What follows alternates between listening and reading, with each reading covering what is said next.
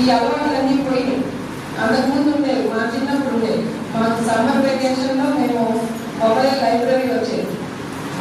మా వీధిలోకి ఆ లైబ్రరీ వస్తే మేము బుక్స్ తీసుకునేవాళ్ళం. థర్స్డే ఆ వ్యాన్ వచ్చేది. సో తొందరగా ఆ పుస్తకాలన్నీ థర్స్డే లోపల చదివేసి మళ్ళీ ఇచ్చేసి కొత్తవి తీసుకోవాలి. సో అలా టార్గెట్ పెట్టుకుని చదివేవాళ్ళు.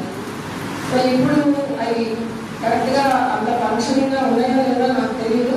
కానీ ఒకవేళ ఉన్నా కూడా వాటిని యూటిలైజ్ చేసుకోవట్లేదు.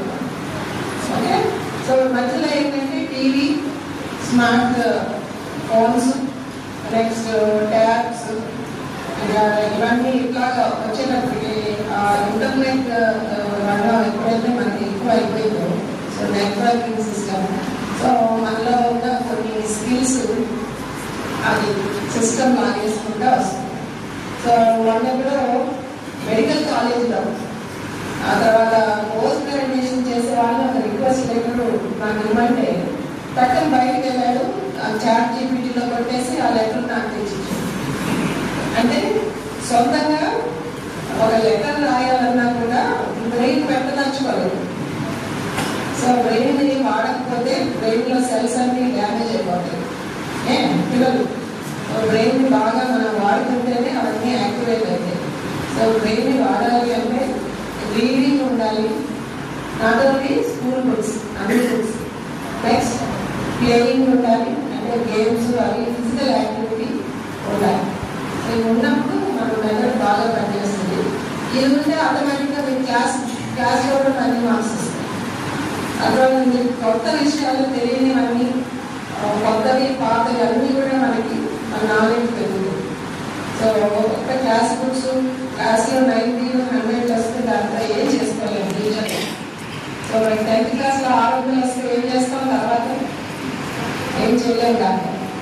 ఓకే, సో మరీ అలా కాంపిటేటివ్ వరల్డ్లో ఒక మోసపోసినట్టు అంటే బ్రెయిన్ని కొత్త విషయానికి ఇంకొక రకంగా మన సొంతంగా రాయడానికి కూడా ఉపయోగపెట్టలేని విధంగా మనం చేసుకోకూడదు. సో ఒక కాపీ క్యాట్స్ లాగా వాటిలో కొట్టేసిస్తే అదే వచ్చేస్తుంది లెటర్, కింద సంబంధం పెట్టి అలా కాదు కదా. సో మన సొంత ఐడియాస్ బ్రెయిన్లో పెరగాలంటే మన మెదడు అంతా వాడితే కణాలన్నీ బాగా యాక్టివేట్ అయ్యాయి అనుకోండి. బాగా పెద్ద అయిన తర్వాత కొన్ని ఇప్పుడు మీరందరూ వినే ఉంటారు, డిమెన్షియా అని. ఓల్డ్ ఏజ్ రాగానే మీరు టీవీలో, సీరియల్స్లో, సినిమాల్లో చూసుంటారు, మర్చిపోతూ ఉంటారు. సో బాగా ఇప్పుడు చదువుకుంటే అప్పుడు ఆ జబ్బు రాదనమాట, 60s, 70s ఏజ్ వచ్చేవాడు. కాబట్టి మన బ్రెయిన్లో మనము మిలియన్స్ ఆఫ్ సెల్స్ ఉంటాయి, కానీ మన దాంట్లో 10% కూడా మన లైఫ్ టైంలో వాడాలి. సో ఇలాంటి యాక్టివిటీస్ చేస్తే అవన్నీ యాక్టివేట్ అవుతాయి. అన్ని సెల్స్ యాక్టివేట్ అయ్యాయి అనుకోండి, మనం ఎక్కువ షార్ప్గా ఉంటాం, ఎక్కువ కంపాషనేట్గా ఉంటాం, ఎక్కువ సింపథెటిక్గా ఉంటాం, ఎంపథెటిక్గా కూడా ఉంటాం.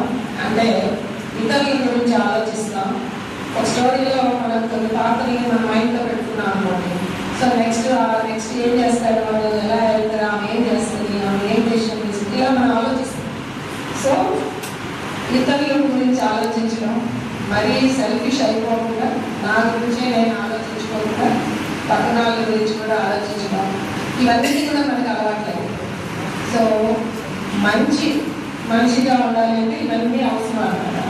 సో మీరు ఇవన్నీ కూడా ఇప్పుడు ఈ పోటీలో పాల్గొనడమే కాకుండా కంటిన్యూస్గా ప్రతి వారంలో కనీసం రోజు కాకపోయినా ఒక రోజు 2 రోజుల్లో ఒక 1 hour 2 hours ఈ లైబ్రరీకి రావడానికి మీరు ఒక టైం పెట్టుకోండి.